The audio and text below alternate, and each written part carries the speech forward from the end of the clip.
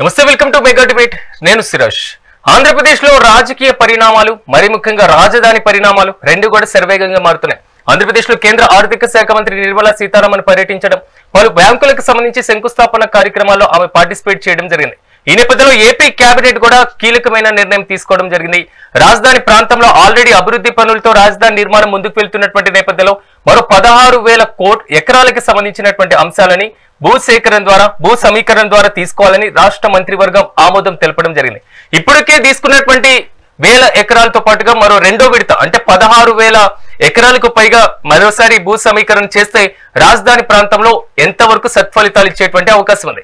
మరి ముఖ్యంగా గత ప్రభుత్వం కూడా కేంద్ర ప్రభుత్వంతో మంచి సంబంధాలు కొనసాగించినటువంటి పరిస్థితి కనబడింది. అప్పుడు కూడా కేంద్ర ప్రభుత్వానికి ఆంధ్రప్రదేశ్ ప్రభుత్వానికి మంచి సంబంధాలే ఉన్నాయి. గత 5 ఏళ్లు ఎందుకు ఈ బ్యాంకులకు సంబంధించి ఇతర సంస్థలు రాష్ట్రానికి రాలేకపోయాయి అనేటువంటి ప్రశ్నలు కూడా ఇప్పుడు వస్తున్నటువంటి పరిస్థితి. At the same time already ఉన్నటువంటి భూములను అభివృద్ధి చేయలేక ఇప్పుడు ఉన్నటువంటి మళ్ళీ భూ సమీకరణ అంటే ఇది రైతుల్ని మోసం చేయడమే అనేది ప్రతిపక్ష పార్టీల దగ్గర నుంచి వస్తున్నటువంటి ఆరోపణ. ఇదే అంశానికి సంబంధించి మనం మెగా డిబేట్ ని ప్రారంభిద్దాం. నాతో పాటు ప్యానెల్ లో పార్టిసిపేట్ చేస్తున్నారు కంచెల విజయభాస్కర్ గారు, తెలుగుదేశం పార్టీ అధికార ప్రతినిధి, అదేవిధంగా షేక్ మహమ్మద్ రఫీ గారు, వైఎస్ఆర్ కాంగ్రెస్ పార్టీ నాయకులు, అదేవిధంగా నాగరాజు రాయల్ గారు, జనసేన పార్టీ నాయకులు, అదేవిధంగా వీరశేఖర్ గారు, రాజకీయ విశ్లేషకులు. అందరికీ నమస్కారం అండి. ఎస్ విజయభాస్కర్ గారు, మీతో నేను ప్రారంభిస్తాను. మరో విడత భూ సమీకరణకి మాత్రం సిద్ధమవుతున్నారు. ఇప్పుడు ఉన్నటువంటి భూమిని ఎంతవరకు అభివృద్ధి చేశారు? ఇది వైసీపీ దగ్గర నుంచి వస్తున్నటువంటి కామెంట్స్ ఏమంటారు? మొత్తం మీద ఈ భూమి దేనికోసం యూజ్ చేయబోతున్నారు? నమస్కారం అండి. మరి ఇప్పుడు ఈరోజు కేంద్ర ఆర్థిక శాఖ మంత్రి నిర్మలా సీతారామన్ గారు ఆంధ్రప్రదేశ్ రాజధాని అమరావతికి రావడం జరిగింది. ఆ నేపథ్యంలో వారు 15 జాతీయ బ్యాంకులు, అదేవిధంగా 2 బీమా సంస్థలు శంకుస్థాపన చేయడం జరిగింది. అదేవిధంగా ఈ రోజు జరిగిన కేబినెట్ సమావేశంలో మీరు అన్నట్లు 16,666 ఎకరాల 50 సెంట్ల భూమిని ల్యాండ్ పూలింగ్ ద్వారా సేకరించడానికి కూడా నిర్ణయం తీసుకోవడం జరిగింది. అదేవిధంగా మీరు ఇంకో ప్రశ్న వేశారు. ఇవన్నీ జగన్మోహన్ రెడ్డి గారి హయాంలో, అంటే ఆయన కేంద్రంతో సత్సంబంధాలు నెరవేర్చినా ఇవన్నీ చూడలేకపోయాడు. అది అసలు ఆ ప్రశ్న ఆయనకి సంధించారు. మీరు మమ్మల్ని చేయడానికంటే ఆయన్నే అడగాలి. అదే కాకుండా ఇప్పుడు ఆయన తర్వాత మాట మార్చాడు, మళ్ళీ తిప్పాడు. ఆయన 3 రాజధానుల పేరుతో 5 years కాలయాపన జరిగింది. రాష్ట్రానికి రాజధాని లేకుండా పోయింది. ఆయన మొదట అభిప్రాయపడినట్టు అమరావతి రాజధాని అని నేను అంగీకరిస్తున్నాను, మా పార్టీ కూడా అమరావతిని బలపరుస్తుందని చెప్పినట్టుగా ఆయన కంటిన్యూ అయి ఉంటే ఇవన్నీ సమకూరేమో. మరి ఆయన 3 రాజధానుల ప్రకటన చేశాడు తర్వాత అధికారంలోకి వచ్చిన తర్వాత.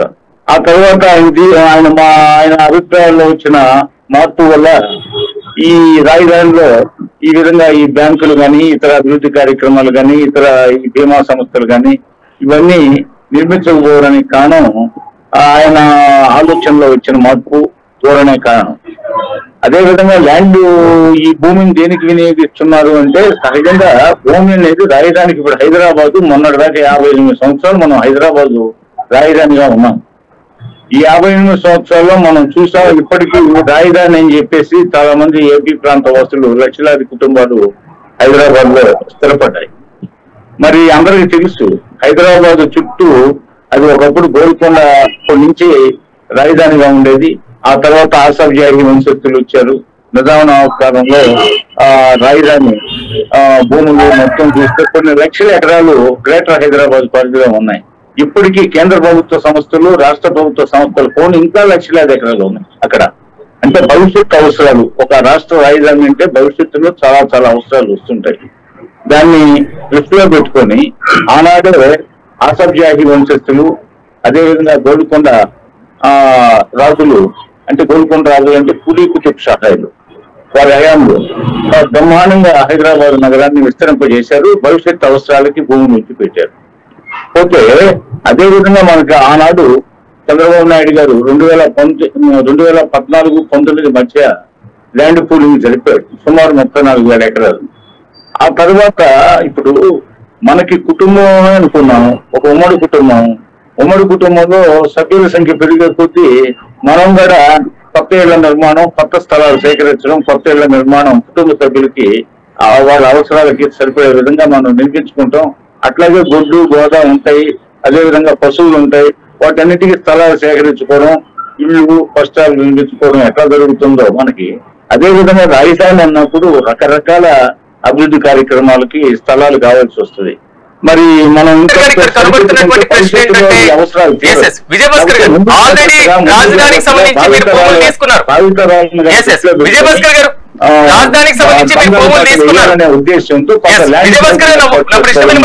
ఉంది. ఈ నేపథ్యంలో ల్యాండ్ బ్యాంక్ తో పాటు ఈ లోపు మనకి కేంద్ర ప్రభుత్వ సంస్థలు కొన్ని వస్తాయి, రాష్ట్ర ప్రభుత్వ సంస్థలు కొన్ని ఉంటాయి. వీటన్నిటికీ ఈ నిర్మాణానికి అవసరమైన స్థలము, అదే విధంగా కొన్ని పార్కులు, అంటే మనం హరిత రాజధానిగా అమరావతిని తీర్చిదిద్దాలనుకుంటున్నాం కాబట్టి ఈ గ్రీన్ ఫీల్డ్ క్యాపిటల్ సిటీని అందంగా మనం అదే విధంగా ఆక్సిజన్ తో నిత్యం సతతహితంగా ఉండేలాగా చేయాలనుకుంటున్నాం. కాబట్టి ఈ రాజధానికి పార్కులు అవసరంగా ఉంది, కాబట్టి గ్రీనరీ అవసరం ఉంది, కాబట్టి వాటిని దృష్టిలో పెట్టుకొని కొంత అదేవిధంగా విద్యా సంస్థలకి, వైద్య సంస్థలకి, అదేవిధంగా అన్ని ప్రభుత్వ శాఖలకి, అదేవిధంగా సిబ్బంది క్వార్టర్స్, అదేవిధంగా మనకి ఇప్పుడు ఆల్రెడీ అసెంబ్లీ ఇది ఉంది, అదేవిధంగా సెక్రటేరియట్ పర్మనెంట్ ఇది, ఈ విధంగా జడ్జెస్ క్వార్టర్స్, హైకోర్టుకు సంబంధించిన సిబ్బంది, ఇలా రకరకాల అవసరాలు ఉన్నాయి. కాబట్టి వీటన్నింటిని దృష్టిలో పెట్టుకొని గతంలో సేకరించిన భూమి సరిపోదు, భవిష్యత్తులో ల్యాండ్ బ్యాంకు కూడా ఉంచి పెట్టాలా భవిష్యత్ అవసరాలకి. ఎప్పటికో 40-50 సంవత్సరాల తర్వాత అయినా అమరావతిలో స్థలం దొరకకపోతే మరి రాజధాని స్టేటస్ కి అవసరమైనటువంటి సంస్థలను ఎక్కడ పెట్టుకోవాలి మనం? అందువల్ల ఏంటంటే సాధ్యమైనంత వరకు ల్యాండ్ పూలింగ్ చేసి పెడితే భావితరాలకి భవిష్యత్తుకు ఉపయోగపడుతుందనే ఉద్దేశంతో ఈ రోజు కూడా కేబినెట్ లో 16,600 చిల్లర ఎకరాలకి ఆల్రెడీ ఇంతకు ముందు కూడా కేబినెట్ సమావేశంలో కొంత భూమిని తీసుకోవాలని నిర్ణయించారు. వాటి ప్రకారం అప్పుడు కూడా ఒక 7,000 చిల్లర ఎకరాలు ఏమి సేకరించినట్టు నాకు గుర్తు. టోటల్ గా ఇప్పటికే ఈ 16,600 చిల్లర ఎకరాలు కలుపుకొని మొత్తం 23,000 పైగా ఎకరాలు, 24,000 ఎకరాలు సుమారు ఈ నూతనంగా సేకరించడము.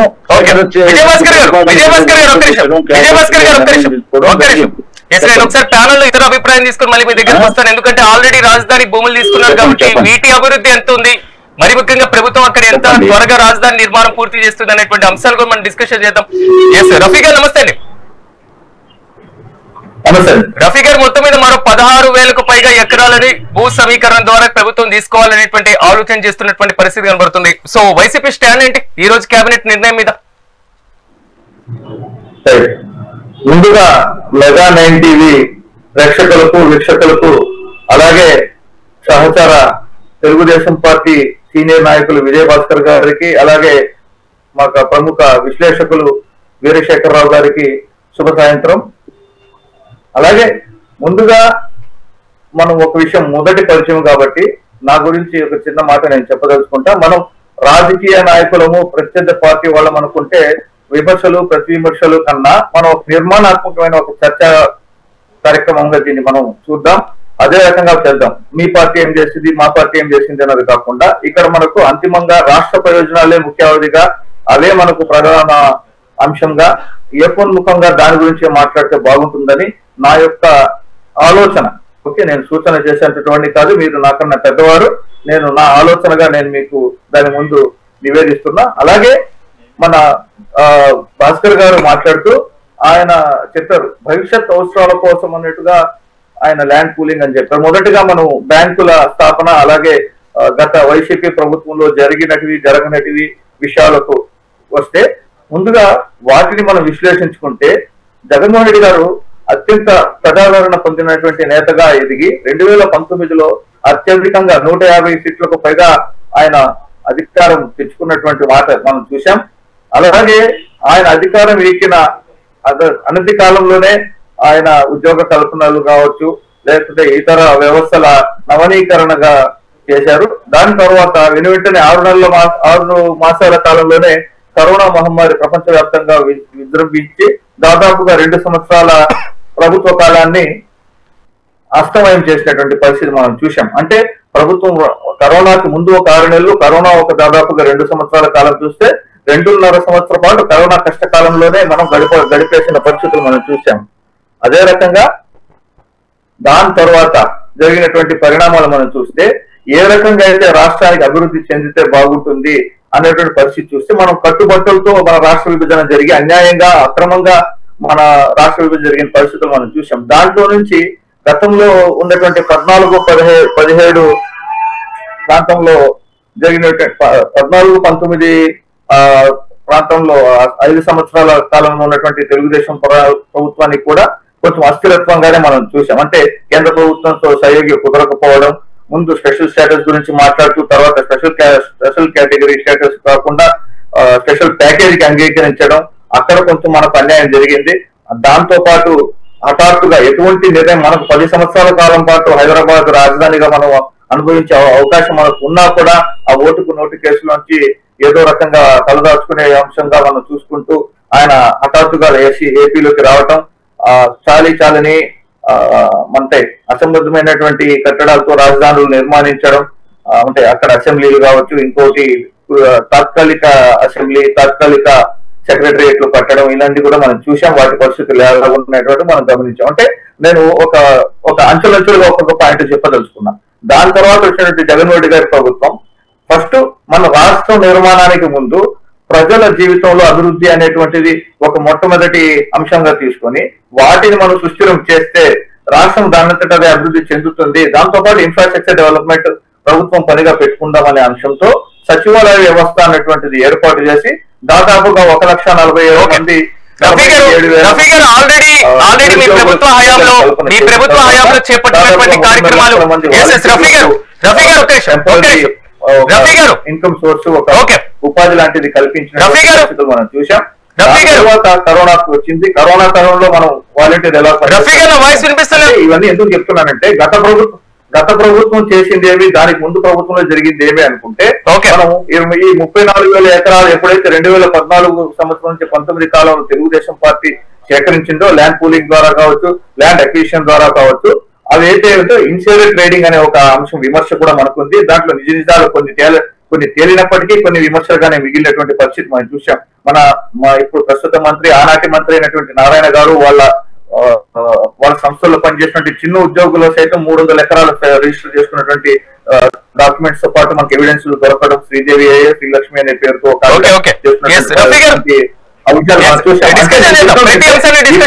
చిన్న బ్రేక్ తీసుకున్న తర్వాత మళ్ళీ మనం డిబేట్ ని కంటిన్యూ చేసేటువంటి ప్రయత్నం చేద్దాం. మొత్తం మీద రాజధానికి 2వ విడత భూ సమీకరణ అంశాలతో పాటుగా కేంద్ర ఆర్థిక మంత్రి పర్యటనతో రాష్ట్రంలో ఎలాంటి అభివృద్ధి ప్రభావం ఉంటుందో మనం కూడా డిస్కషన్ చేద్దాం. మొత్తం మీద మాత్రం పూర్తి స్థాయిలో రాజధానిని 2028 మార్చి కల్లా పూర్తి చేస్తామని ముఖ్యమంత్రి ప్రకటించినటువంటి నేపథ్యంలో 2వ విడత భూ సమీకరణ ద్వారా రాష్ట్ర ప్రభుత్వం ఎలాంటి చర్యలు తీసుకునేటువంటి అవకాశం ఉంది? ఇప్పటికే ఎయిర్పోర్ట్ తో పాటుగా inner ring road, outer ring road ఇలాంటి వాటికి ఎక్కువ కేటాయింపులు ఉంటాయనేది మాత్రం ప్రధానంగా వినిపిస్తున్నటువంటి మాట.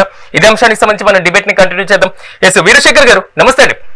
సో ఎలా ఉండేటువంటి అవకాశం ఉందంటారు? ఆల్రెడీ రాజధానికి 34,000 ఎకరాలు తీసుకోవడం జరిగింది. మొత్తం మీద 70,000 ఎకరాల్లో రాజధాని ఉండాలి అనేది మాత్రం రాష్ట్ర ప్రభుత్వ ప్రతిపాదనగా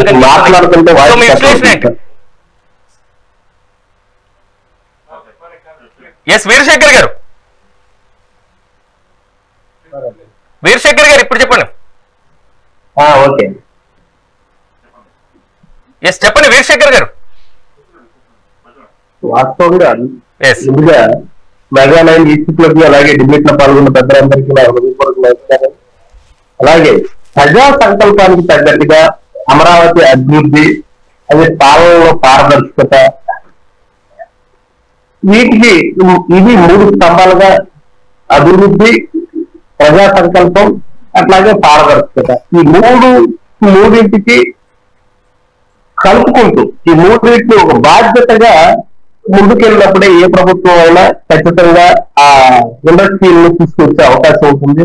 దాని మీద ఆధారపడే ఏ అయినా ప్రైవేట్ సంస్థలు ఇక్కడ పెట్టుబడి పెట్టడానికి లేకపోతే ఇక్కడ రావడానికి ముందుకు వస్తాయి అనేది మనందరూ తెలిసి, ఈ విషయంలో ప్రస్తుతం ఉన్న అమరావతి రాజధాని అని ఈ కూటమి ప్రభుత్వం పూర్తిగా నమ్మించడానికి, కేంద్ర ప్రభుత్వంతో వెళుతున్న సత్సంబంధానికి, అలాగే దీన్ని చూపిస్తున్న ఆ మక్కువ వీటన్నిటికీ ఇంతకుముందు ప్రైమ్ మినిస్టర్ గారు మోడీ గారు 2-3 సార్లు ఇక్కడ రావటం, ఇవన్నీ చూసుకొని ఖచ్చితంగా ఇది మాకు అనువైన ప్రదేశం అనుకూలంగా ఉంది అని చెప్పి ఈ బ్యాంకు జోన్ కార్యాలయాలు కానీ సెబీ కానీ ఇవన్నీ కూడా ఇక్కడ ఇన్వెస్ట్ చేయడానికి, ఇక్కడ వాళ్ళ బ్రాంచ్ని వాళ్ళ యొక్క వీటిని ఎక్స్పెండ్ చేసుకోవడానికి, ఫైనాన్షియల్ సంస్థలు ఎక్స్పెండ్ చేసుకోవడానికి దీనిని చూసి ప్రైవేట్ రంగ సంస్థలు కూడా రావడానికి అవకాశం ఉంది కాబట్టి వస్తున్నాయని చెప్పి మనం చెప్పుకోవచ్చు.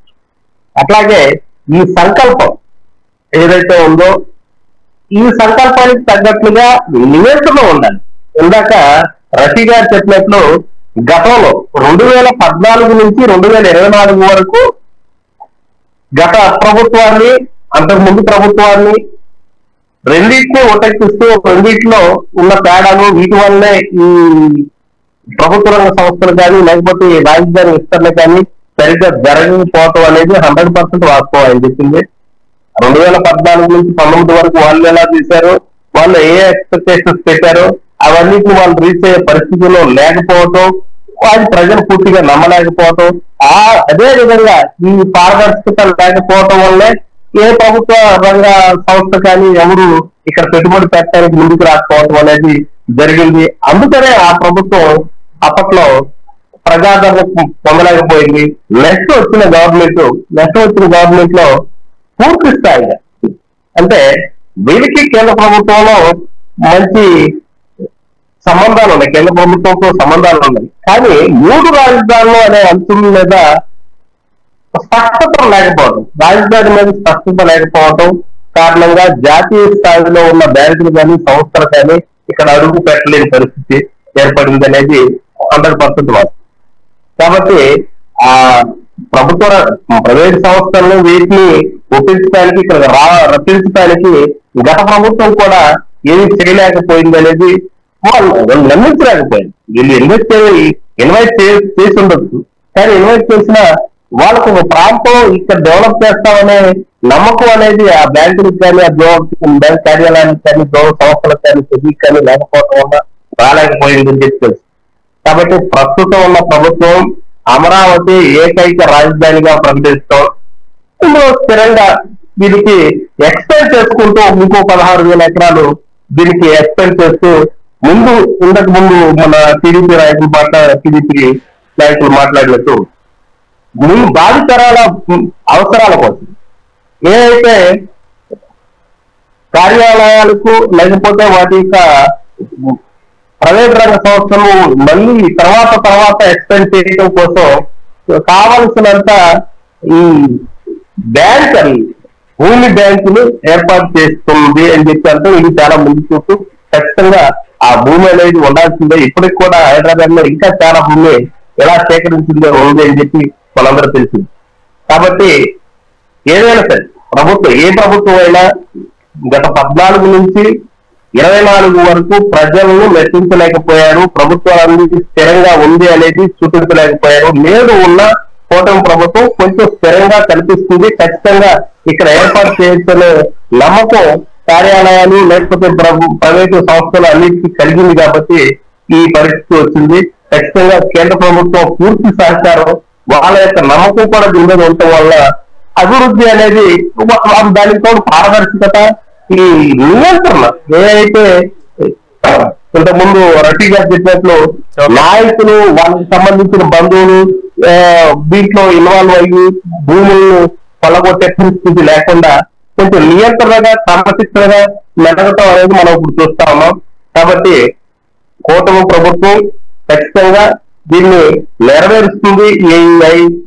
ఈ వాళ్ళ టైంలోనే ఈ రాజధానికి మార్గదర్శ పట్టనుంది అని చెప్పి మనం అనుకుంటున్నాం. ఎస్ విజయభాస్కర్ గారు, మీ దగ్గరకు వచ్చే ముందు వైసీపీ దగ్గర నుంచి ఒక ప్రశ్నకి నేను సమాధానం తీసుకొని వస్తాను. రఫీ గారు, ఇక్కడ కనబడుతున్నటువంటి ఇష్యూ 2వ విడత భూ సమీకరణ మీద వైసీపీ స్టాండ్ ఏంటి? ఇందాక నేను ఇదే ప్రశ్న అడిగితే మీరు గత 5 ఏళ్లలో వైసీపీ ప్రభుత్వం చేసినటువంటి అంశాలు, దాని ముందు ఉన్నటువంటి 5 ఏళ్లలో తెలుగుదేశం ప్రభుత్వం చేసినటువంటి అంశాలే చెప్పారు. ఇప్పుడు తీసుకున్నటువంటి భూ సమీకరణ మీద మీ స్టాండ్ ఏంటి? నేను చెప్తాను చూడండి. ఇప్పుడు నేను అనుకుందాం, నేను ఒక పని చేయడానికి 1 ఎకరా భూమి కొన్నాను. ఓకే, నేను ఆ ఎకరా భూమిలో ఏమేమి చేయాలనుకునేది ముందుగా నేను ప్లాన్ చేసుకుంటాను. ప్లాన్ చేసుకున్న తర్వాత ఆ భూమి నాకు సఫిషియెంట్, అది సరిపోతుందా లేదనేది చెక్ చేసుకుంటాను. అది సరిపోతుంది అని దాంట్లో పని మొదలు పెట్టిన తర్వాత అక్కడ పనులు జరిగి అక్కడ నాకు స్థలం సరిపోలేదు అన్నప్పుడు నేను ఫర్దర్ గా ఇంకా ఎక్స్ట్రా కొంచెం ఎక్స్టెన్షన్ కావాలని చెప్పి నేను వేరే ఎక్స్ట్రా భూమి కొనడానికి నేను ప్రయత్నిస్తాను తప్ప ఉన్న 33,000 ఎకరాల్లో దాదాపుగా 3,000 ఎకరాలు కూడా పూర్తిగా సంపూర్ణంగా ఏమి స్ట్రక్చర్స్ చేయనటువంటి పరిస్థితుల్లో మిగతా 30,000 ఎకరాలని ఇన్సైడర్ ట్రేడింగ్ కింద వాళ్ళలో అది ఏదో రకంగా అన్యాక్రాంతం అయింటుందా ఏంటనేది ఒక ప్రశ్న. దానికి సమాధానం లేదు. ప్రభుత్వం అది ప్రజలకు చెప్పాల్సిన అవసరం ఎంతైనా ఉంది. అది చెప్పకపోవడం ఒక ప్రశ్న. దాని తర్వాత మీరు ల్యాండ్ బ్యాంక్ అనేది చేస్తున్నారు. ఆ ల్యాండ్ బ్యాంక్ కి 30,000 ఎకరాలు 34,000 ఎకరాల్లో మీరు ల్యాండ్ బ్యాంక్ ఎందుకు చేయలేకపోయారు? దాని గురించి ఇప్పుడు కొత్తగా ఈ పాట పాడాల్సిన అవసరం ఏముంది? రెండవ ప్రశ్న. ఇంకొక మాట మనం మాట్లాడితే ఇప్పుడు శాశ్వత సచివాలయం కానీ శాశ్వత అసెంబ్లీ భవనం కానీ కాదు, ఇది తాత్కాలికం మాత్రమే అని చెప్పారు. అంటే శాశ్వతంగా ఎప్పుడు నిర్మిస్తారు? అప్పుడు అది ఎప్పుడు జరుగుతుంది? ఇప్పుడు దాదాపుగా 1.5 సంవత్సర కాలం పైగా అయిపోయింది. ఇప్పుడు జరుగుతున్నటువంటి పరిస్థితుల్లో మనకు పునాదుల వరకు ఓకే, ఇది యాక్సెప్టెడ్, ఎవరైనా కూడా దీన్ని హర్షించాల్సిందే, దీన్ని స్వాగతించాల్సిన విషయమే. కాకపోతే దీన్ని ఆమోదిస్తూనే మా ప్రశ్న ఏమిటంటే ప్రజా గొంతుకలో భాగంగానే ఇప్పుడు తీసుకున్నటువంటి 30,000 ఎకరాల్లో దాదాపుగా 1000 ఎకరాల అంత పని కూడా కానప్పుడు అక్కడ ఇంకొక విషయం ఏమంటే మనకు ఎన్డీఆర్ఎఫ్ వాళ్ళు క్లియర్ గా 2017లోనే మనకు రిపోర్ట్ ఇచ్చారు. ఇక్కడ శాశ్వత నిర్మాణాలు చేరడానికి ఈ భూమిలో అంత సాంద్రత లేదు, density of this land does not allow to build high structures అని చెప్పి క్లియర్ గా వాళ్ళు రిపోర్ట్ ఇచ్చినటువంటి పరిస్థితి.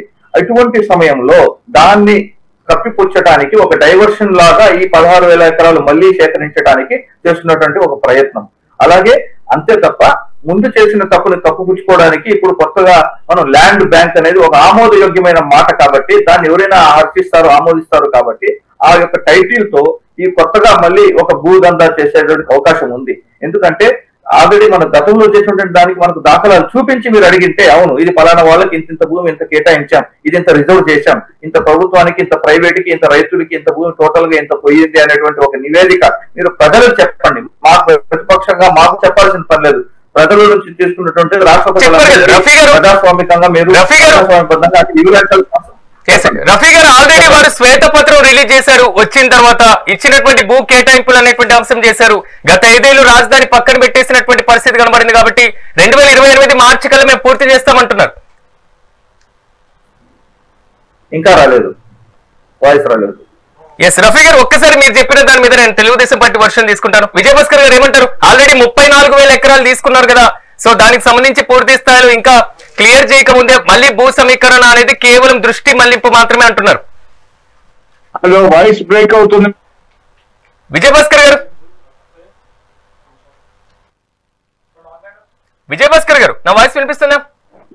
ఇప్పుడు వినిపిస్తుంది. ఓకే, సో ఆల్రెడీ 34,000 ఎకరాలు తీసుకున్నారు కాబట్టి దానికి సంబంధించి పూర్తి చేయకుండా అభివృద్ధి చేయకుండా ఇంకా తాత్కాలిక భవనాలు అనే దాంట్లోనే ఉన్నటువంటి పరిస్థితుల్లో సో ఇప్పుడు మళ్ళీ భూ సమీకరణ అనేది కేవలం దృష్టి మళ్లింపు మాత్రమే అంటున్నారు. ఇప్పుడు నేను అన్నిటికీ నేను జవాబు ఇస్తాను, మీరు ఓపికగా వేచి ఉండండి.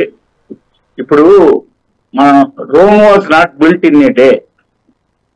పోతే ఆ నిర్మాణం చాలా టైం తీసుకుంటుంది. విధ్వంసం కొన్ని నిమిషాలు సరిపోతుంది విధ్వంసానికి. ఇప్పుడు వైసీపీ ప్రభుత్వం రాగానే ప్రజావేదికని ఎంతసేపట్లో కొట్టేశారు, అరగంటలో కొట్టేశారు. అది నిర్మించడానికి టైం పట్టింది.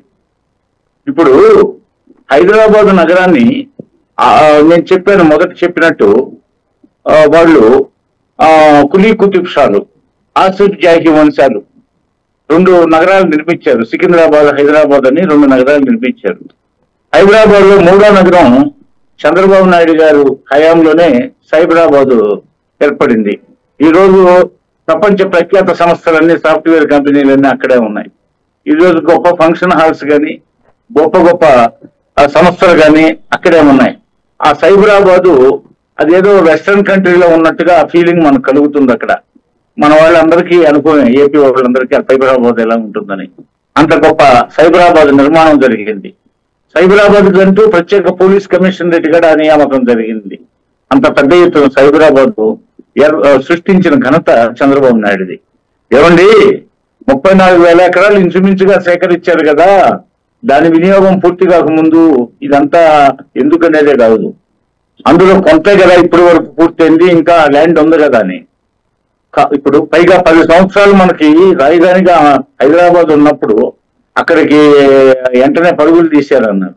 కాదు, పరుగులు తీసింది దేనికంటే హైదరాబాద్ లో కూర్చొని పరిపాలించాలంటే అక్కడ నిర్మాణాలని త్వరితగతిన పూర్తి చేయాలంటే, అక్కడ ల్యాండ్ పూలింగ్ జరపాలంటే అక్కడ సమీపంలో ఉండాలి.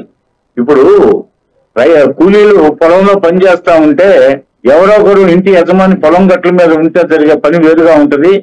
పొలం గట్టు మీద కాకుండా మనం ఇంట్లో నిద్రపోతుంటే అక్కడ పంట పొలంలో పనిచేసే వాళ్ళ పరిస్థితి ఇంకో రకం ఉంటుంది, వర్క్లో అంత తేడా ఉంటుంది. అదేవిధంగా హైదరాబాద్ లో కూర్చుంటే ప్రత్యక్ష సమస్యలు కాదు. మీ పోలిక ఒక్క నిమిషం నేను చెప్తాను చూడండి. మీరు పోల్చినటువంటిది వ్యవసాయంతో రాష్ట్రాన్ని పోల్చిన, రాష్ట్రంలో అధికార యంత్రాంగం ఉంటుంది, అధికారులు ఉంటారు. ఇది ఉండదు.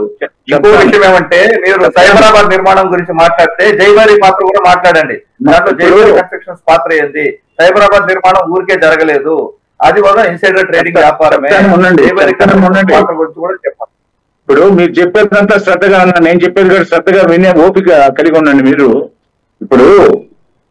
ఇప్పుడు రాజధాని నిర్మాణానికి 34,000 ఎకరాలు ప్లస్ ఇప్పుడు కొత్తగా సేకరించేది హైదరాబాద్ లో కేంద్ర ప్రభుత్వ సంస్థలకి ఇప్పుడుండే వాటికి, ఇప్పుడు ఓన్లీ సెంట్రల్ యూనివర్సిటీ హైదరాబాద్ ఎన్ని వేల ఎకరాలు తెలుసా? 3,500 ఎకరాలు.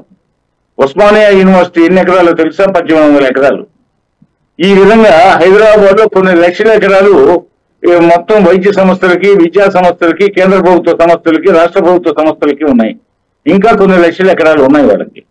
అదేవిధంగా మనం అక్కడ కొత్తగా 5 సంవత్సరాల్లో చివరి 6 నెలలంతా ఎలక్షన్ ఫేవరు, నోటిఫికేషన్లు వీటితో సరిపోతుంది. 4.5 సంవత్సరం, 2 సంవత్సరాలు ఇంచుమించుగా హైదరాబాద్ నుంచి పరిపాలన సాగించిన తర్వాత త్వరితగతిన నిర్మాణాలు పూర్తి చేయాలని ఆధునిక టెక్నాలజీ ఉపయోగించి అసెంబ్లీ భవనాన్ని కట్టుకున్నాం, సెక్రటేరియట్ కట్టుకున్నాం. అదేవిధంగా కొన్ని పోతే ఉన్నతాధికారులు అంటే ఐఏఎస్, ఐపీఎస్ సంబంధించిన అధికారులకు సంబంధించి 92% ఆ బిల్డింగ్స్ పూర్తి చేశాం. జడ్జెస్ క్వార్టర్స్ 72% దాకా పూర్తి చేశాం. పోలవరం 72% దాకా పూర్తి చేశాం. ఇదే విధంగా సిబ్బంది క్వార్టర్స్ ఆల్రెడీ రెండో విడత భూ సమీకరణకి రైతులు సిద్ధంగా ఉన్నారని భావిస్తున్నారు మీరు? వారు పేర్కొన్న అంశాలకు నేను జవాబు ఇస్తున్నా. ఇప్పుడు డిబేట్ లో ఇది కూడా ప్రధాన అంశం కదా, అవతల వారు లేవదీసిన అంశాలకి జవాబు ఇవ్వడం నా బాధ్యతగా చెప్తున్నా. ఇప్పుడు ఈ విధంగా 90%, 70% నుంచి 90-92% దాకా వివిధ కేటగిరీస్ సంబంధించినటువంటి బిల్డింగ్స్ నిర్మాణం పూర్తయ్యే దశలో ఎలక్షన్స్ రావడం, నోటిఫికేషన్ రావడం, అవన్నీ ఆగిపోవడం, తర్వాత జగన్ గవర్నమెంట్ రావడం జరిగింది. తర్వాత వాళ్ళు మాట తప్పి మడవం తిప్పేసి వాళ్లే 5 సంవత్సరాలు మొదట చెప్పినట్టుగా ఆ మాట మీద నిలబడి అమరావతి నిర్మాణంలో వాళ్ళు భాగస్వాములు అయి ఉంటే ఇదివరకు అమరావతి అనేక రకాలుగా హంగులతో బ్రహ్మాండంగా ఉండేది. అలా కాకుండా 5 సంవత్సరాలు కాలయాపన చేసిన వాళ్ళు మాట్లాడుతున్నారు.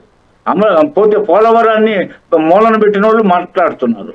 పోతే అమరావతి నిర్మాణానికి కనీసం ఒక సెంటీమీటర్ మాట్లాడే అర్హత లేదు.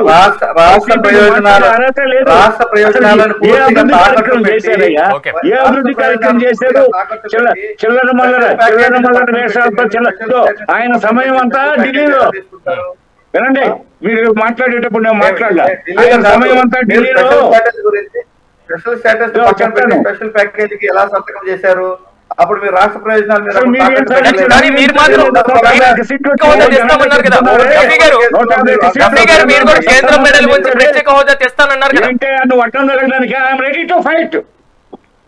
నేను మాట్లాడేటప్పుడు మాట్లాడుతూ మీరు మాట్లాడేటప్పుడు నేను మాట్లాడారు. నేను అన్నిటికీ జవాబిస్తున్నానని ముందు చెప్పాను మన యాంకర్ గారికి. పోతే 151 సీట్లు వచ్చాయని ఘనంగా చెప్పేవే, కేంద్రంతో సత్సంబంధాలు ఉన్నాయని యాంకర్ గారు చెప్పారే, మరి మీరు సాధించలేదనేది వాళ్ళ మాటలోనే వ్యక్తమైంది. 5 సంవత్సరాలు మీ పరిపాలనలో హలో విజయభాస్కర్ గారు 5 సంవత్సరాలు మీ పరిపాలనలో సిబిఐ కేసులు, ఈడీ కేసులు మాఫీ చేయించుకోవడానికి ఆ నేతగాడు ఢిల్లీలో కూర్చొని కాలయాపన చేశాడు. పోతే ఢిల్లీలో కూర్చొని ఆ కేసులు మాఫీ కోసం ప్రయత్నం చేశాడు. పోతే అధికారాన్ని అడ్డం పెట్టుకుని ఎలా దోచుకోవాలని చెప్పి ఇప్పుడు వస్తున్నాయి అన్ని ప్రభుత్వ శాఖలు అన్ని మీ కబ్జాలు, మీ కుంభకోణాలు, పోతే మీ దోపిడీలు అంతా వస్తా ఉన్నాయి. అన్ని వెలుగులోకి వస్తాయి. వాటి కూడా న్యాయస్థానాలు కూడా తప్పు పడతారా? చివరికి న్యాయస్థానాలను బెదిరించే కాడికి వచ్చారు. న్యాయస్థానాలను బెదిరించే కాడికి వచ్చారు. సరిపోదు.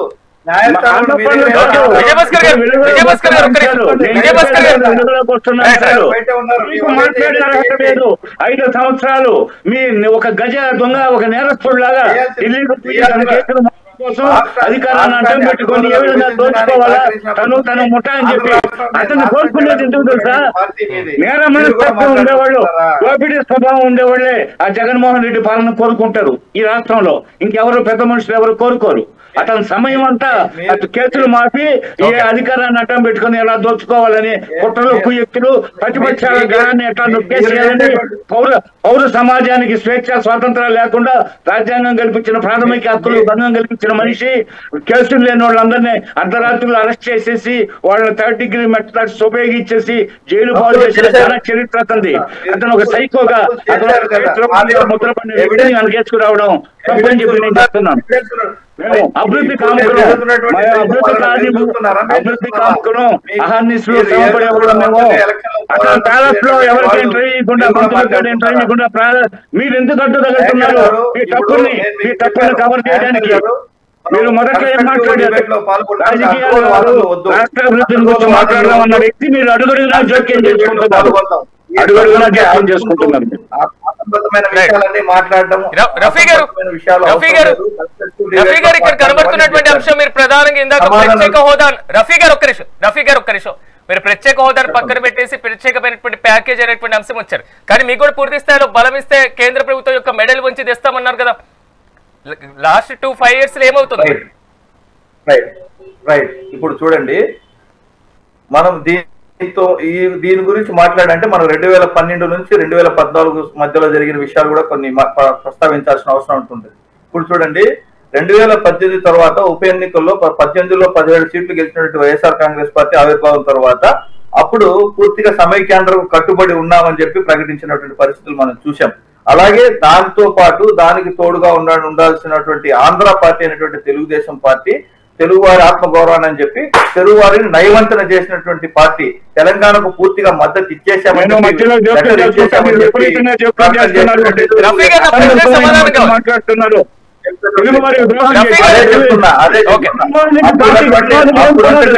రౌడీయిజం పునాదులు ఏర్పడిన పార్టీ దోపిడీకి, అడ్డాలకి, సమాధానం లేక మీకు ఆవేశం వస్తుంది. జగన్మోహన్ రెడ్డి పార్టీకి సిద్ధాంతం ఉందా? ప్రశ్న ఏంటంటే లాస్ట్ 5 years మీరు ప్రత్యేక హోదా ప్రయత్నాలు చేశారు.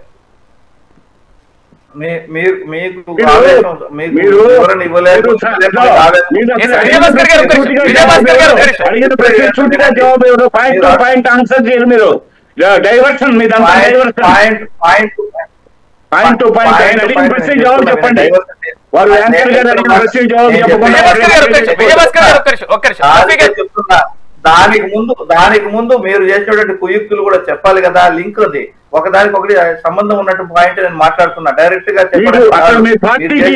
ఇతర పార్టీలని అసలు మీరు 5 సంవత్సరాలు రాజధాని విషయం చెప్పు, పోతే రాష్ట్రానికి ఏం చేశారు? ప్రశ్న చెప్తున్నా. అన్యమత ప్రచారం చేశారు రఫీ గారు, అన్యమత ప్రచారం చేశారు. అన్యమత ప్రచారం నేను చెప్తాను, అన్యమత ప్రచారం చేశారు. అంటే ఆఖరికి ఆర్టికల్ 15 ప్రకారం రాజ్యాంగంలోని ఆర్టికల్ వినండి. మీరు విమర్శలు చేసే ముందు సబ్జెక్ట్ వినండి. నేను చెప్తాను మీకు, వినండి దయచేసి వినండి. పెద్దలు గౌరవనీయ విజయభాస్కర్ గారు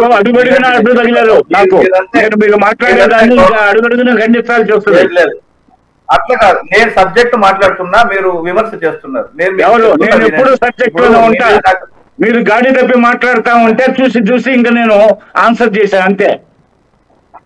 ఎన్నో వందల డిబేట్ లో పాల్గొన్నాం. మమ్మల్ని మా సహనాన్ని ఈ విధంగా మాట్లాడినారు.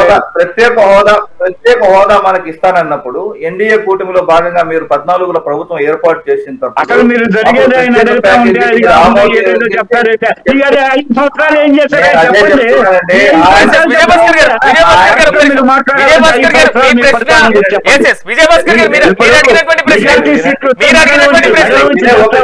ఏం చేశారని అడిగాడు, బ్యాంకర్ గారు అడిగాడు. చెప్పండి, సూటిగా చెప్తున్నా. వినండి మేము ప్రజా సంక్షేమానికి మాకు 2.5 సంవత్సర కాలం మాత్రమే ప్రభుత్వం నడపడానికి అవకాశం వచ్చింది. 2.5 సంవత్సర కాలం కరోనాతో చాలా ఇబ్బంది ప్రపంచం అంతా ప్రపంచానికి వచ్చింది. అదే చెప్తున్నా, అదే అర్థం చేసుకోమని చెప్తున్నా. భూకంపాలు సహజం, వరదలు సహజం, తుఫాను బీభత్సాలు సహజం, అగ్నిపర్వతాలు సహజం, పోతే ఈ ఎపిడమిక్స్ సహజం. విజయభాస్కర్ గారు ఒక్క నిమిషం. రఫీ గారు, లాస్ట్ 5 years మీరు తీసుకురాలేకపోవడానికి కారణం ఏంటి? ఎందుకంటే మీరు ప్రధానంగా ప్రస్తావించారు ఇందాక ప్రత్యేక హోదా అనేటువంటి అంశం, కానీ ఆ ప్రత్యేక హోదా రాష్ట్రానికి రాలేకపోవడం లేదా? దివంగత అరుణ్ జైట్లీ గారి సమక్షంలో ఆంధ్ర రాష్ట్రానికి ఆయన వచ్చినప్పుడు ప్రత్యేక ప్యాకేజీనే మనకు అవసరం, ప్రత్యేక స్టేటస్ వల్ల, ప్రత్యేక హోదా వల్ల ఈశాన్య రాష్ట్రాల్లో చాలా రాష్ట్రాలకు ప్రత్యేక హోదా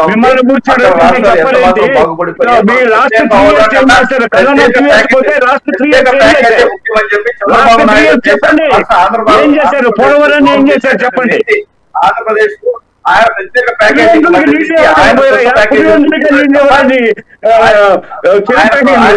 చూసుకున్నాడే తప్ప ఆయన ఆంధ్ర రాష్ట్ర అభివృద్ధిని కానీ ఆంధ్ర రాష్ట్ర మంచితనానికి కానీ మనకు రావాల్సినటువంటి హక్కైన ప్రత్యేక హోదా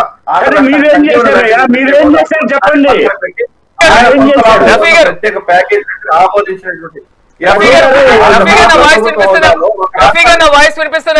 నా వాయిస్ వినిపిస్తుందా? నేను చెప్పే పాయింట్ ఏంటంటే వాళ్ళు లాస్ట్ 5 years 2014 నుంచి 19 వరకు ఓకే వాళ్ళకి తేవడం చేతకాలేదు అనుకోండి, మీరేం చేశారని వాడు అడుగుతున్నటువంటి ప్రశ్న. దయచేసి ఏం చేశారు? విజయభాస్కర్ గారు మన సమయం వృధా అవుతుంది, దయచేసి ఉన్నటువంటి సమయాన్ని సద్వినియోగం చేసుకుంటాం. రఫీ గారు డైరెక్ట్ ప్రశ్న త్వరగా ఆన్సర్ చెప్పండి ప్లీజ్ కంక్లూడ్. చూడండి, మేము చెప్పినటువంటి వాస్తవం, మేము పూర్తిగా దానికి కట్టుబడి ఉన్నటువంటి మాట వాస్తవం. జగన్ గారు దానికి కావాల్సినటువంటి ప్రయత్నాలన్నీ చేయడం వాస్తవం. 14కు పూర్వం, 14 తర్వాత ఆ ప్రత్యేక ప్యాకేజీకి రాష్ట్రం అధికారిక హోదాలో వాళ్లకు ఇచ్చేసి సమ్మతం, ప్రత్యేక ప్యాకేజీకి సమ్మతం తెలిపిన తరువాత దాన్ని వెనక్కి తీసుకోవడానికి అవకాశాలు మన వద్ద లేకపోవడం ప్రధాన కారణం. ప్రత్యేక ప్యాకేజీకి అధికారికంగా అప్పటి తెలుగుదేశం ప్రభుత్వం వాళ్ళకు ఆమోదం తెలిపింది. మాకు ప్రత్యేక హోదా వద్దు, అవసరం లేదు, ప్రత్యేక ప్యాకేజీ మాకు కావాలి అని చెప్పి వాళ్ళు ఆమోదం తెలిపినారు. మాట్లాడేదానికి కేంద్రాన్ని నిలదీశాడా? 151 సీట్లు వచ్చే, అధిక సీట్లు వస్తే మెడల్ ఉంచుతానని మన యాంకర్ గారు చెప్పినట్టు ఇప్పుడన్నా అడిగాడా? కేంద్రం అడిగాడా?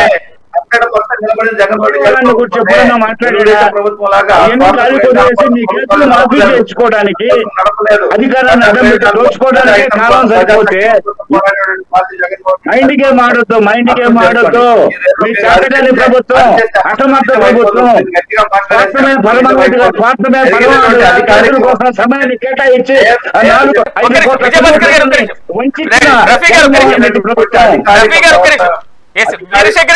వీరశేఖర్ గారు అధికారాన్ని అడ్డం పెట్టుకుని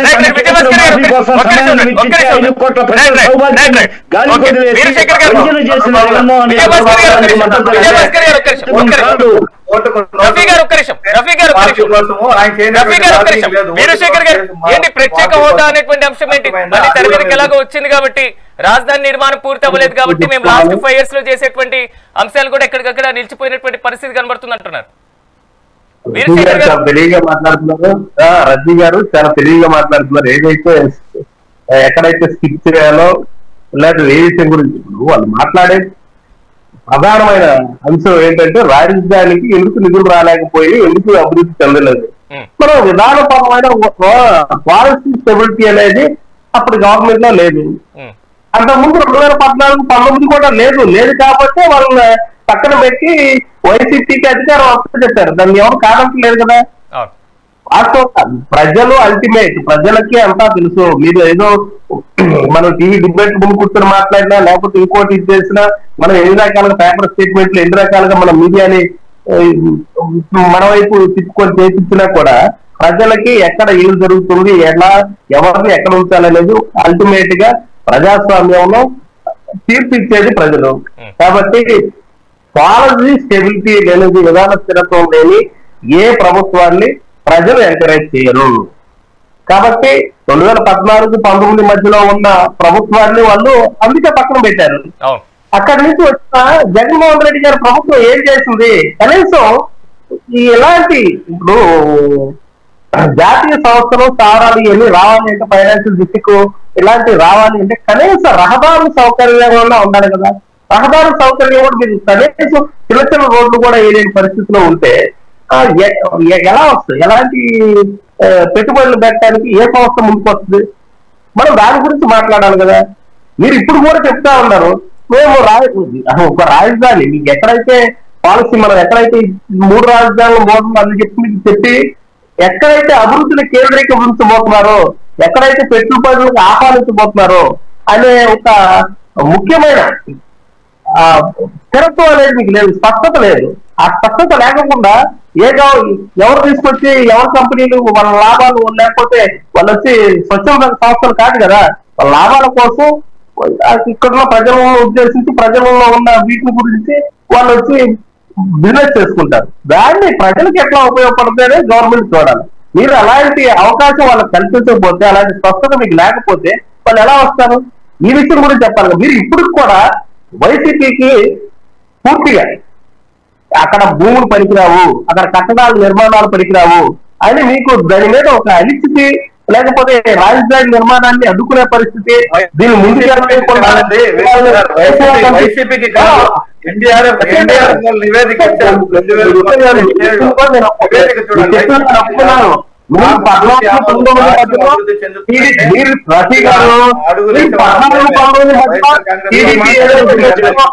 అప్పుడున్న ప్రభుత్వం చేసిందన్నారు, ఓకే దానికి ఒప్పుకుంటున్నాను. మీకు శాసనసభలో మంచి మెజారిటీ ఉంది, ఇప్పుడు గవర్నమెంట్ కి మెజారిటీ ఉంది. మీరు ఎందుకు చేయలేకపోయారు? ఎందుకు సమన్వయపరచుకోలేకపోయారు కేంద్ర ప్రభుత్వాన్ని? మీకు కేంద్ర ప్రభుత్వం సత్సంబంధాలు ఉన్నాయి కదా, ఎందుకు సమన్వయపరచుకోలేకపోయారు? ఆయన చెప్పినట్లు మీ యొక్క లాబింగ్ కోసం కేంద్ర ప్రభుత్వాన్ని వాడుతున్నారా? ఇది కరెక్టే కదా. మరి ఆయన చెప్పినట్టు మీరు ఇప్పుడు కూడా ప్రస్తుతం లేదు, మేము అమరావతినే రాజధానిగా అభివృద్ధి చేస్తాం, అమరావతి రాజధాని ఉండాల్సిందే, ఇక్కడ భూములు కావాలి ముందు అసలు 30 ఎకరాలు ఏం కట్టారు, 20 ఎకరాలు ఏం కట్టారు, ఇప్పుడు కట్టుకోవడానికి కాదు కదా. రాజధాని అంటే ఒక 5 సంవత్సరాలు, ఈ 3 సంవత్సరాల కాలంలో పరిపాలించే భవిష్యత్ తరాల కోసం, ఆంధ్రప్రదేశ్ రాష్ట్ర విస్తరణ కోసం, అభివృద్ధి కోసం, ప్రజల కోసం, భవిష్యత్ తరాల కోసం ఆ రాజధాని నిర్మాణం అనేది జరగాలి. దానికి 30-40 ఎకరాల 1,00,000 ఎకరాలు అయినా సరిపోదు. మీరు అది దృష్టిలో ఉంచుకోవాలి. ఏదో మీరు మనం ఈ 30 ఎకరాలు ఇక్కడే కట్టలేదు, అక్కడే కట్టలేదు, నిర్మాణాలు అనేది జరుగుతూ ఉంటాయి. ఏదో అభివృద్ధి వస్తా ఉంటే, సంస్థలు వస్తా ఉంటే, పెట్టుబడులు వస్తా ఉంటే దానికి తగ్గట్టుగా పెట్టుబడులు వచ్చిన ఆ సంస్థలకు తగ్గట్టుగా దానికి ఉద్యోగ కల్పన జరుగుతుంది, తలసరి ఆదాయం పెరుగుతుంది, దానివల్ల సంస్థలకి అభివృద్ధి అనేది జరుగుతుంది. అసలు మీరు రోడ్లు కనీసం రోడ్లు కూడా వేయకుండా ఎలా అభివృద్ధి మిమ్మల్ని నమ్మి ఎవరు ఇన్వెస్ట్ చేస్తారనుకున్నారు? దానికి సమాధానం చెప్పాలి కదా. ఆల్రెడీ నిర్మించబడి ఉన్నటువంటి నగరం వైజాగ్ నగరాన్ని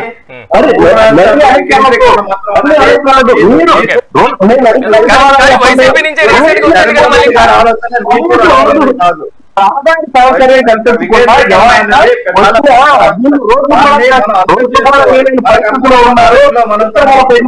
పెట్టాలి అంటే తర్వాత ఇవన్నీ ఊరికే మనం దాన్ని వాదించుకుంటే ఉపయోగం చేసుకోండి. ఈ రోజుటి కూడా సాఫ్ట్వేర్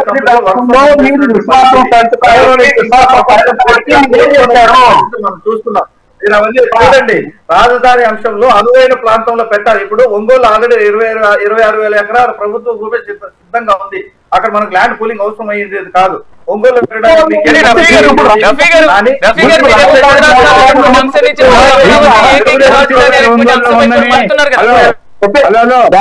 రెడ్డి గారి పాలసీ ఏంటంటే ఇక్కడ నుంచి మీరు చెప్పేది ఏంటంటే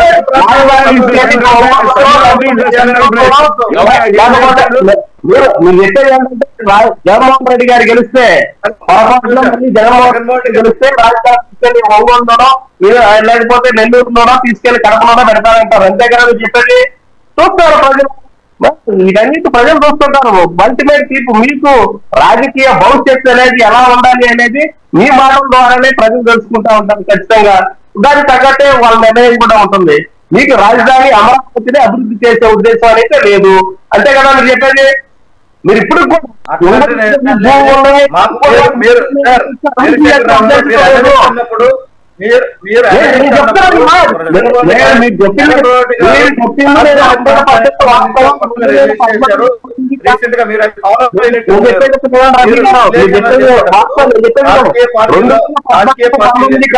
ప్రకటనలు కూడా చూడండి. నిర్వహణ కారణంగా వాళ్ళ యొక్క పనుల కారణంగా ప్రజల్లో విశ్వాసం కోల్పోయారనేది 100% వాస్తవం అని చెప్పాను. వాళ్ళు మీకేమైనా కట్ట ఉడికిపోతే తెలుగుదేశం పార్టీ కూటమి ప్రభుత్వం చేసినటువంటి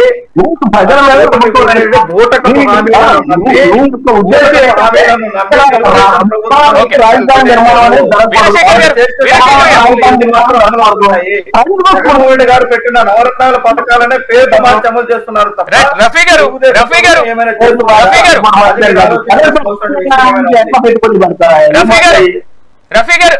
మీరు మళ్ళీ 3 రాజధానులు అనేటువంటి అంశాన్ని పక్కన పెట్టేసి అమరావతి ఏకైక రాజధాని అనేటువంటి కాన్సెప్ట్ కూడా రాబోతున్నారు కదా.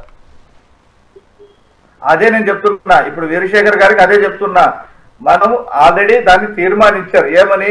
అమరావతి ఏకైక రాజధానిగా అభివృద్ధి చెందుతుంది. అందరి ఆకాంక్ష అయితే దానికి మీరు అభివృద్ధి చెందుతామంటే ప్రభుత్వం మీకు ప్రజలు మీకు అవకాశం ఇచ్చారు కాబట్టి మీరు చేస్తే మేము దానికి సహకరిస్తాం. ఆ విషయంలో మేము అడ్డు పడము అని చెప్పి జగన్మోహన్ రెడ్డి గారు ఆయన పూర్తిగా ప్రకటన చేసినటువంటి పరిస్థితి మనం చూడాలి. మీరు అందరూ ఆ విషయం గమనించాలి. జగన్మోహన్ రెడ్డి గారు ఎందుకు ఆమోదించారు? ప్రజలు ఈసారి మీకు అధికారం ఇచ్చారు. మీకు ఈ 5 సంవత్సరాల ప్రభుత్వం నడపడానికి, రాష్ట్రాన్ని పాలించడానికి మీకు అవకాశం ఉంది కాబట్టి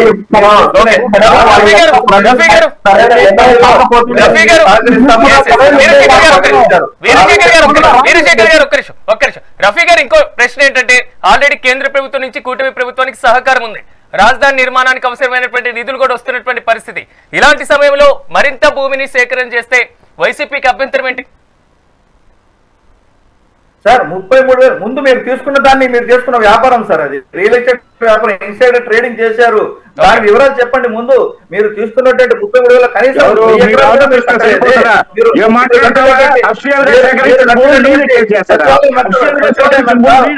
కాంప్లెక్స్ ఎంత, అసెంబ్లీ ఎంత, మీరు కట్టినటువంటి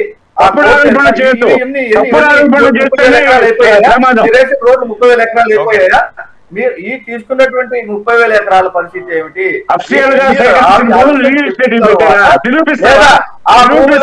శాశ్వత కట్టడాలు కట్టడానికి అవకాశం లేదని చెప్పి అవకాశం లేదు. మీరు నేను నిరూపించాల్సిన అవసరం లేదు. మీరు చెప్పండి అని అడుగుతున్నా నేను. నా దగ్గర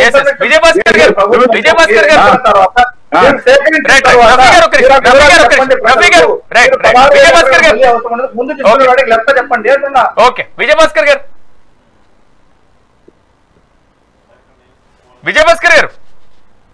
ఇప్పుడు ఉన్నటువంటి సందర్భాల్లో రైతులందరూ కూడా సంతృప్తికరంగా భూమించేటువంటి దానికి సిద్ధంగా ఉందని భావిస్తున్నా కూటమి ప్రభుత్వం అంటే. హలో, చెప్పండి విజయభాస్కర్ గారు, ఏంటి మీరు అడిగింది? ఇప్పుడున్నటువంటి పరిస్థితుల్లో మరింత భూమి ఇవ్వడానికి రైతులందరూ కూడా సిద్ధంగా ఉందని భావిస్తున్నారా?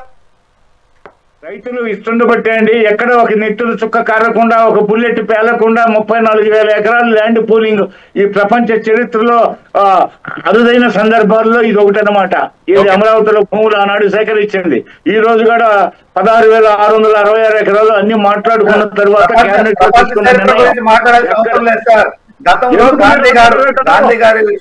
గాంధీ గారు కాదు మీరు తప్పు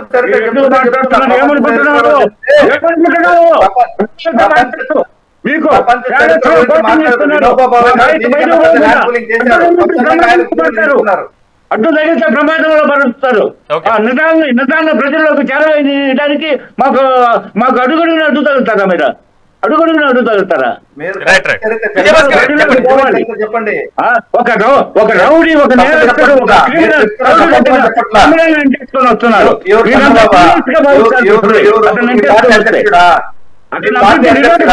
మీ పార్టీ దుర్మార్గుడు రాజధాని అని చెప్పి అమరావతి రాజధాని ప్రజలను వంచి 7 పెద్ద మనిషి కేసుల కోసం సమాధానం ఇచ్చుకున్న వ్యక్తి, దోపిడీ పేదవాళ్ళని చేసిన వ్యక్తి, అటువంటి దుర్మార్గులు వెనకేసుకొని వస్తారు, అతనికి మద్దతుదారుగా నిలుస్తారు. మీ మాటలు అర్థం లేదు, అడ్డుకుంటున్నారు. మీరు మొదట్లోనే మా కాళ్ళకు బంధం వేయడానికి ప్రయత్నించి రాజకీయాలు మాట్లాడినాను, అభివృద్ధి గురించి మాట్లాడదామన్నాను. ఈ కాలం లేకుండా మాట్లాడి ఆయన మెప్పుకుంటుందని ప్రయత్నిస్తున్నావా? ఆయన మెప్పుకుంటున్నట్టుగా ప్రయత్నిస్తున్నావా? ఆయనకి త్వరలో కాలం చెల్లిపోతుంది. ఆయన త్వరలో జైలుకు పోతాడు, అధికారంలో ఉంటాడు. వచ్చే ఎలక్షన్ ఆయన పార్టీ కూడా నామరూపాలు లేకుండా పోతుంది. అలాంటి తర్వాత ఎన్ని దుర్మార్గాలు చేశాడు, ఈ రాష్ట్రాన్ని ఎంత వంచాడు. అతనికి ఒక ఆశయం ఉందా? ఆశయాలు ఉన్నాడా? ఆశయంతో రాజకీయాల్లోకి వచ్చాడు. రక్తందారిగా ఉండాలనుకున్నాడు, ఉండాలనుకున్నాడు, ఒక దళపతిగా ఉండాలనుకున్నాడు, లేకపోతే ప్రపంచంలో అత్యంత సంపన్నుడిగా ఉండాలని వచ్చిన వాడు. అలాంటి వ్యక్తిని వెనకేసుకొని వస్తున్నావా? అరుకులు అరుస్తున్నారు ప్రజలు. బాధ్యత గల బాధ్యత గల ప్రభుత్వం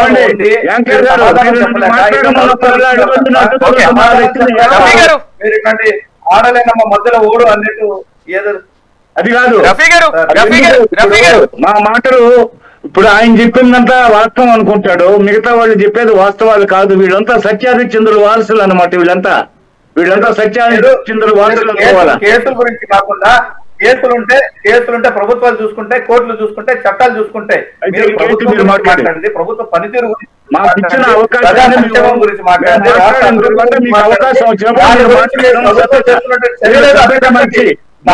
కానీ మీరు ఏం చేసే కేసులు అవి వీడి పర్సనల్ విషయాలు మీకు ఎందుకని? ఆయన కేసులు ఆయన చూసుకుంటాడు, దాంతో మీకు నాకేం పని? చట్టం చూసుకుంటది, న్యాయం చూసుకుంటది, కోర్టులు చూసుకుంటాయి. అది జగన్మోహన్ రెడ్డి గారు చూసుకుంటారు. కేసు లేదంటే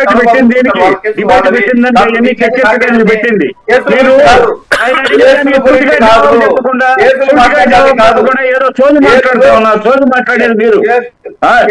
అడిగిన యాంకర్ గారు అడిగిందని జవాబు చెప్పకుండా సూటిగా మాట్లాడకుండా యాంకర్ విశ్లేషకుడు మాట్లాడితే అడ్డుదగలుగుతుంది. మొదటిసారి డిబేట్ వచ్చారంటుండ్రి, మొదటిసారి డిబేట్ మాట్లాడు, మీరు మాట్లాడుతున్నారు. విజయభాస్కర్ గారు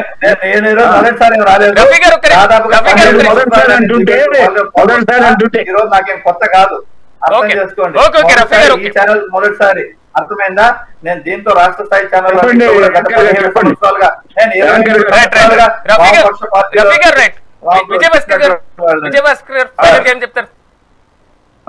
ఫైనల్ గా రాజధానికి సంబంధించి మొత్తం పూర్తి స్థాయిలో భూ సమీకరణ కూడా సక్సెస్ఫుల్ గా అవుతుందంటారా? ఎందుకంటే వైసీపీ కూడా అభ్యంతరాలు చెప్తున్నటువంటి పరిస్థితి కనబడుతుంది. లేదండి, అభివృద్ధి నిరోధకులండి. ఇవన్నీ ప్రగతి పదంలో పయనిస్తున్నాయి.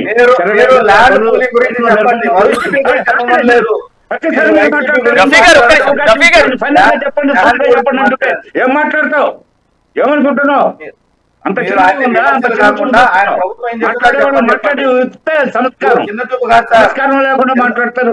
చిన్న చూపు కాదు, అలా కాదు, సంస్కారయుతంగా ఉండాలి. వారు అడిగిందని నేను జవాబు చెప్తాను. వారు అడిగిందని నేను జవాబు చెప్తున్నా. మీరు మాట్లాడకుండా ఉండండి.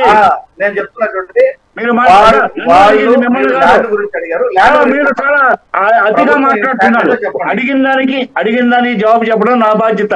మీరు జోక్యం చేసుకుంటున్నారు, కాలహరణ చేయడం ఇది మీ ఒక ఎత్తుగడ.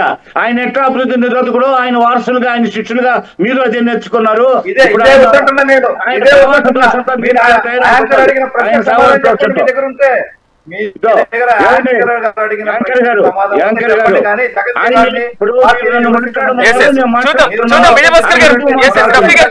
ఎందుకంటే ప్రభుత్వం కూడా భూ సమీకరణ అనేటువంటి అంశంతో ముందుకు వెళ్తుంది కాబట్టి ఇది ఎంతవరకు ప్రభావితమైనటువంటి అవకాశం ఉంది? మరి ముఖ్యంగా రైతులు ఎలా స్వాగతించి భూమిని ఇచ్చేటువంటి అవకాశాలు ఉన్నాయి. మనం కూడా పరిశీలిద్దాం. ఈ రోజు నాతో పాటు ప్యానెల్లో పార్టిసిపేట్ చేసినటువంటి విజయభాస్కర్ గారికి, రఫీ గారికి, వీరశేఖర్ గారికి ప్రత్యేకంగా కృతజ్ఞతలు.